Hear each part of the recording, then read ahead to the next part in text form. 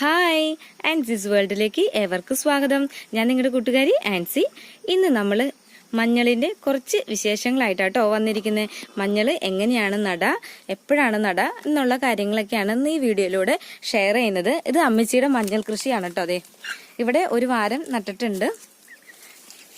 ഞങ്ങൾ കഴിഞ്ഞ പ്രാവശ്യം ലോക്ക്ഡൌൺ വന്നു കഴിഞ്ഞ സമയത്താണ് അമ്മച്ചത് നട്ടത്. ഉണ്ടോ, ഇവിടെ നട്ട് ഇപ്പോൾ അതെ ഇത്രയും പൊക്കായിട്ട് നിൽക്കുന്നുണ്ട്. ഉണ്ടോ, അപ്പത്തും ഉണ്ട്. ഞാൻ അത് കാണിച്ചു തരാം. അതിനു മുമ്പ് നമുക്ക് അമ്മച്ചിയോട് തന്നെ ചോദിക്കാം ഇത് എങ്ങനെയാണ് നട്ടേന്നുള്ള കാര്യം.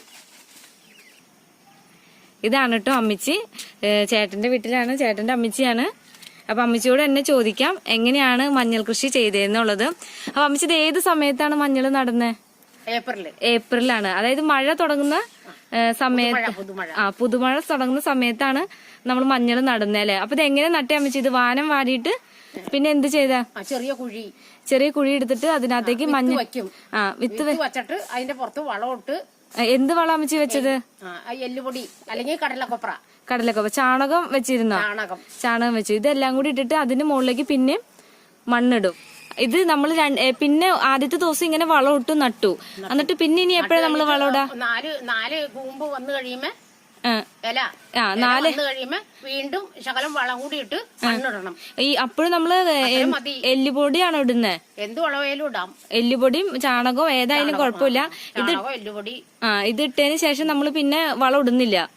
പിന്നെ വളം ഇടേണ്ട ആവശ്യമില്ല. അപ്പൊ ഇത്രയും ദിവസമായിട്ട് ഇപ്പൊ 6 മാസമായിട്ടുണ്ട് ഈ മഞ്ഞൾ നട്ടിട്ട്. അപ്പൊ അതിന്റെ ഇടയ്ക്ക് പിന്നെ അമ്മച്ചി പിന്നെ വളമൊന്നും ഇട്ടിട്ടില്ല. ഒറ്റ പ്രാവശ്യം മണ്ണിടണം. പിന്നെ നമുക്ക് വളത്തിന്റെ ആവശ്യമില്ല. പിന്നെ ഇത് എപ്പോഴാണ് ഈ മഞ്ഞൾ നമ്മൾ പറിക്കുക? മഞ്ഞള് ജനുവരി ഒക്കെ ആവുമ്പോഴേക്കാണ് നമ്മൾ പറിക്കുക. അപ്പൊ ഇത് എല്ലാം പഴുത്ത് ഉണങ്ങിപ്പോവും. അപ്പോഴാണ് നമ്മൾ ഇതിന്റെ മൂപ്പ് കറക്റ്റ് പറയുന്നത്. മഞ്ഞളിന്റെ ഇല എല്ലാം ഉണങ്ങി പോകുമ്പോഴാണ് മൂത്തൂന്ന് നമുക്ക് മനസ്സിലാവുന്നതല്ലേ. എന്നിട്ട് ഇത് പറിച്ചും വിത്ത് അടർത്തി പാത്രത്തിലിട്ട് വെള്ളം ഒഴിച്ച് പുഴുങ്ങണം. മഞ്ഞൾപ്പൊടി എടുക്കാൻ വേണ്ടിട്ടല്ലേ? അപ്പൊ നമ്മുടെ വെയിലത്തിടണം. 4 ദിവസം ഉണങ്ങണം. നമ്മുടെ വീട്ടാവശ്യത്തിനാണെങ്കിൽ നന്നായിട്ട് വേവിക്കണം. നന്നായിട്ട് അല്ലെങ്കിൽ എന്ത് സംഭവിക്കും? നന്നായിട്ട് വെന്തില്ലെങ്കിൽ എന്താ പറ്റുന്നത്? കുത്തിപ്പോ. ഇപ്പൊ ഇവിടെ ഞങ്ങള് വീട്ടില് സ്ഥിരമായിട്ട് ഇവിടെ അമ്മച്ചി മഞ്ഞൾ നമ്മുടെ വീട്ടിൽ തന്നെ കൃഷി ചെയ്തെടുത്ത മഞ്ഞളാണ് ഉപയോഗിക്കുന്നത്. അപ്പൊ ഈ മഞ്ഞള് കുത്തിപ്പോതിരിക്കാൻ വേണ്ടിട്ടല്ലേ നമ്മളിപ്പോ കഴിഞ്ഞ വർഷത്തെ മഞ്ഞളല്ലേ ഈ വർഷം നമ്മൾ പൊടിപ്പിച്ചെടുത്തേക്കണേ. ശരിക്കും നല്ലോണം വേവണം. ഞങ്ങളത് വരെ വേവണം.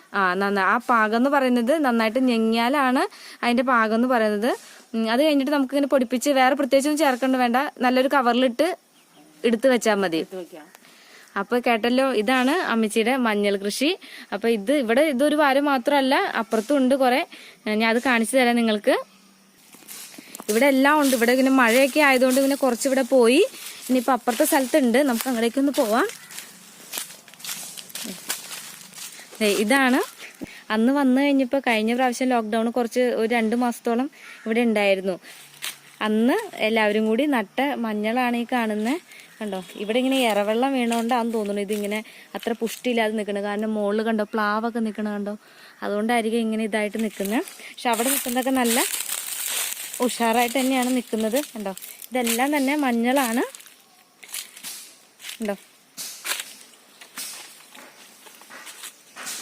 ഇതെല്ലാം മഞ്ഞളുണ്ട്. കണ്ടോ, ഇതെല്ലാം തന്നെ മഞ്ഞളാണ്. ഇനി ഇവിടെ മാത്രമല്ല കേട്ടോ, ഇനി ഫ്രണ്ട് വശത്തും ഉണ്ട് മഞ്ഞള്. ഈ മഞ്ഞള് കൂവയാവൂന്ന് കേട്ടിട്ടുണ്ട്. അപ്പൊ എങ്ങനെയാണ് കൂവയാവുന്നത്? എങ്ങനെയാണ്? 2 വർഷം പറിക്കാതെ മഞ്ഞൾ ഇട്ടിരുന്നാല് അതിന്റെ മഞ്ഞ അംശങ്ങളെല്ലാം പോകും. അപ്പൊ അതിങ്ങനെ അതാണ് കൂവ പിടിക്കുന്നത്. കൂവ വെള്ള കളറിലല്ലേ ഇരിക്കുന്നത്? കളറില്ല. പിന്നെ കളറില്ല, നിറം വേറെയാ. ആണോ? ഇവിടെ ഉണ്ടോ? എങ്ങനെ കൂവ തിരിച്ചറിയാം? കൂവ എങ്ങനെയാ തിരിച്ചറിയാം? കൂവ തിരിച്ചറിയുന്നത് അതുമേ ഇതിനെ പോലെ മഞ്ഞളിനെ പോലെ വിത്ത് ഉണ്ടാവൂല. ഇങ്ങനെ ഞാലി പൊട്ടി വെറുതെ ഉണ്ടയായിട്ട് കിടക്കും. ആണോ? ഇവിടെ ഉണ്ടോ അത് കൂവ കാണിക്കാനായിട്ട്?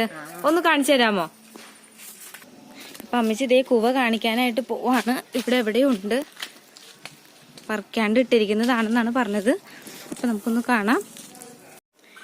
കൂവ അന്വേഷിച്ച് നടന്നിട്ടേ കാണാനില്ല. അപ്പൊ കൂവയൊക്കെ പറിച്ച് കാട്ടിക്കളഞ്ഞു. അപ്പൊ നോക്കിക്കേ, അമ്മച്ചിക്ക് ഒരു കുഞ്ഞു കഷ്ണം കിട്ടിയിട്ടുണ്ട്. ഇതേ കണ്ടോ, ഈ ഇരിക്കുന്നതാണ് കൂവ. കണ്ടോ അമ്മച്ചി, ഈ കളർ നമ്മൾ ഇതിന് നമ്മൾ മഞ്ഞളാണെങ്കിൽ കണ്ടോ ഇതിന്റെ കളറ് മഞ്ഞയായിട്ടിരിക്കുന്നുണ്ട്. ഇത് വെള്ള കളറിലാണ് ഇരിക്കുന്നത്. അപ്പം ഇത് കൂവയാണ്.